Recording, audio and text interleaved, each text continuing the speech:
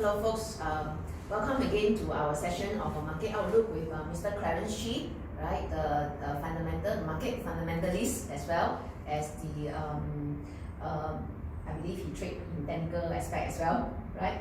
So very interestingly, based on the last episode, he has actually shared with us the outlook for March itself, and some really came true.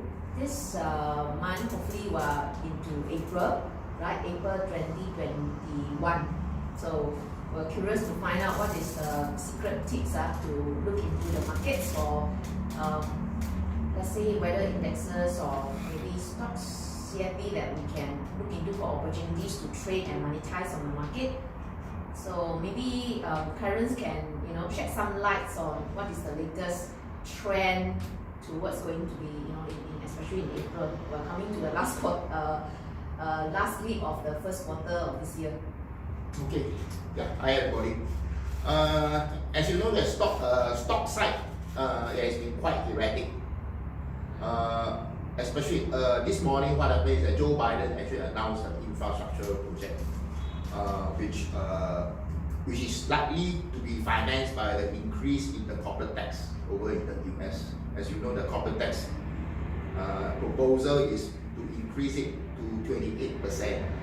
So this 28% of increase will Joe Biden intend to use 15 years of this increase in corporate tax to finance the entire infrastructure project. And this infrastructure project does not only cover the civil engineering aspect like airport, facilities, basic physical infrastructure like expressway, and so forth, but it also includes building a network of battery charging station for EV, electric vehicle, as well as renewable energy.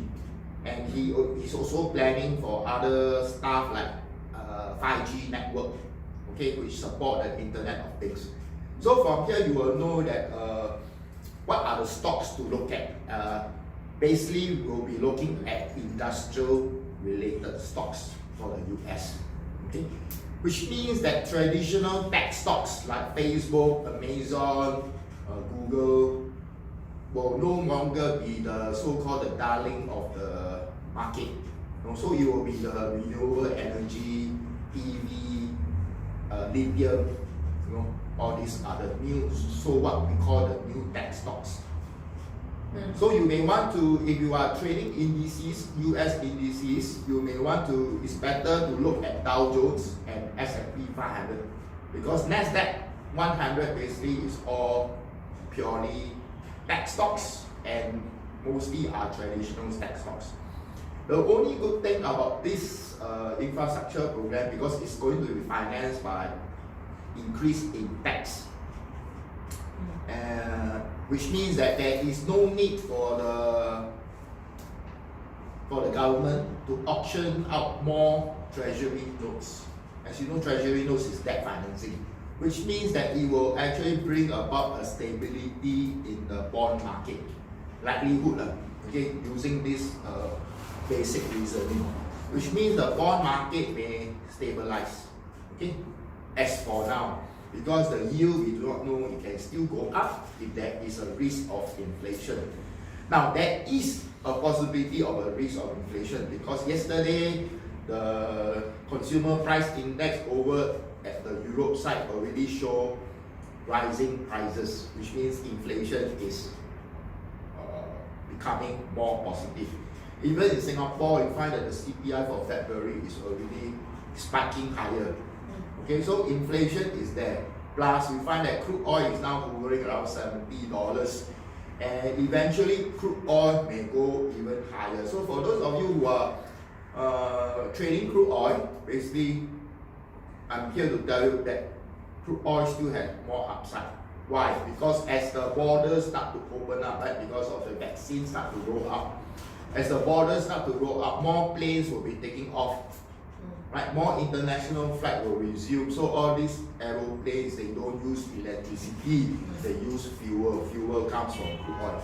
So demand of crude oil will start to go up, okay, because more planes will be flying off. So as crude oil goes up, let's say from $70 over, let's say go to $75, just a $5 increase in crude oil can be inflationary by itself.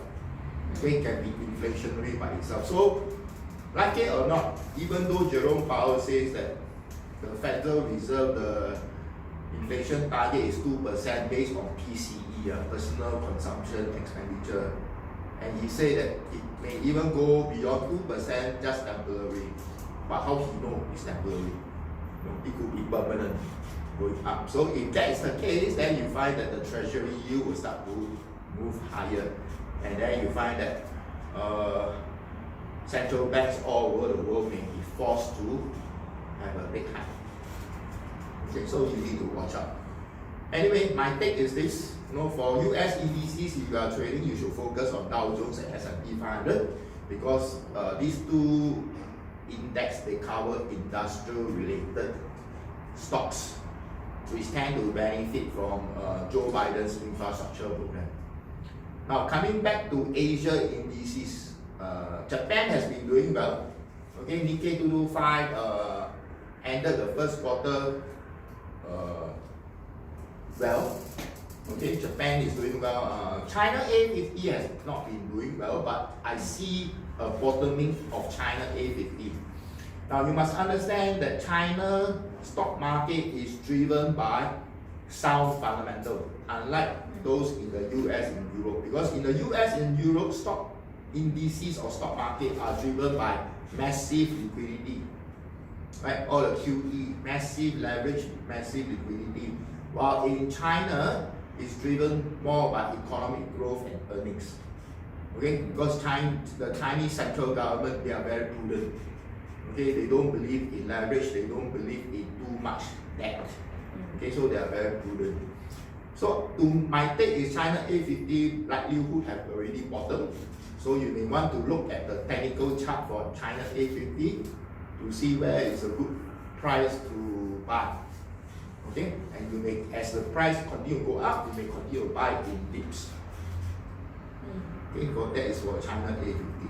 Now, interestingly, you must understand today the stock market or the stock index is no longer a leading indicator of the economic recovery. In the past you always say, stock market lead the economy by 6 months to 1 year. Today it doesn't happen anymore. Reason is very simple. You can see last year the economy was in recession, right? Globally, the economy was in recession, but the stock market was bullish, super bullish. But this year, the global economy is in the recovery mode, right? Both IMF and World Bank, they already estimated or forecasted that the global economy is in the recovery mode. But if you look at the stock market is very volatile, especially in the US. You find the S&P 500 can go down, then go up again, especially Nasdaq, due to the rising yield. So you can see global economy is recovering, but the stock market doesn't seem to reflect the recovery, especially in the US. And if you are to look at the European indices, you will notice that the European indices like DAX, CAC, FTSE actually outperform the 3 US stock indices. Year to date, I'm talking about year to date. Despite the fact that in Europe, there is a third wave of COVID-19. So this is very strange, okay, because the market doesn't seem to behave according to certain market fundamentals. Scan the QR code and join our Telegram channel, Mirormi-CC Market Vibes channel to receive privileged free market vibes daily from Clarence Chee. Happy profiting and wish you success. Stay tuned, stay updated.